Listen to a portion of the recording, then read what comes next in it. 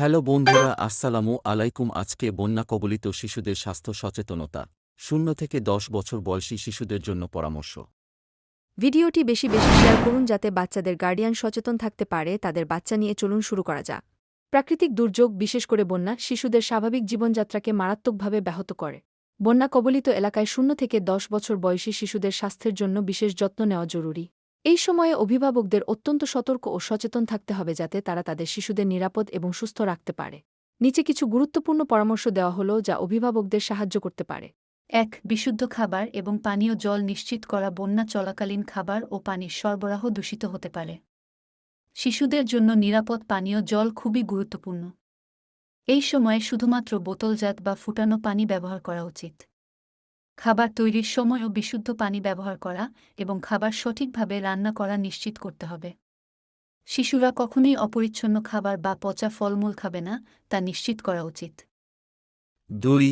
সংক্রমণ প্রতিরোধ। বন্যা এলাকার পানি সংক্রমণ বহন করতে পারে এবং শিশুদের রোগের ঝুঁকি বাড়ায়।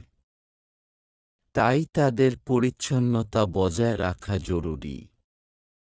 হাত ধোয়ার জন্য পর্যাপ্ত সাবান ও পানি ব্যবহার করতে হবে, বিশেষ করে খাবার আগে এবং টয়লেট ব্যবহারের পর।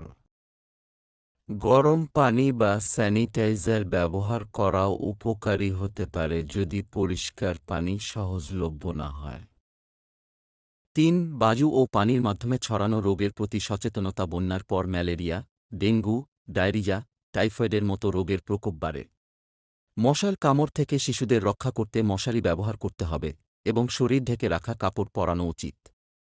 এছাড়া শিশুদের শরীরের তাপমাত্রা মনিটর করতে হবে, কারণ জ্বর বা বমি এসব রোগের লক্ষণ হতে পারে। ৪. মানসিক স্বাস্থ্যের প্রতি গুরুত্ব। শিশুরা প্রাকৃতিক দুর্যোগে মানসিকভাবে ক্ষতিগ্রস্ত হতে পারে। তাদের সঠিকভাবে মানসিক সহায়তা প্রদান করা প্রয়োজন। তাদের ভয় ও উদ্বেগ কমাতে ভালোভাবে কথা বলা, তাদের সাথে সময় কাটানো এবং মানসিকভাবে শক্তিশালী করতে সহায়তা করা উচিত। ৫. পর্যাপ্ত ঘুম এবং বিশ্রাম। পর্যাপ্ত ঘুম শিশুদের শারীরিক এবং মানসিক স্বাস্থ্যের জন্য গুরুত্বপূর্ণ।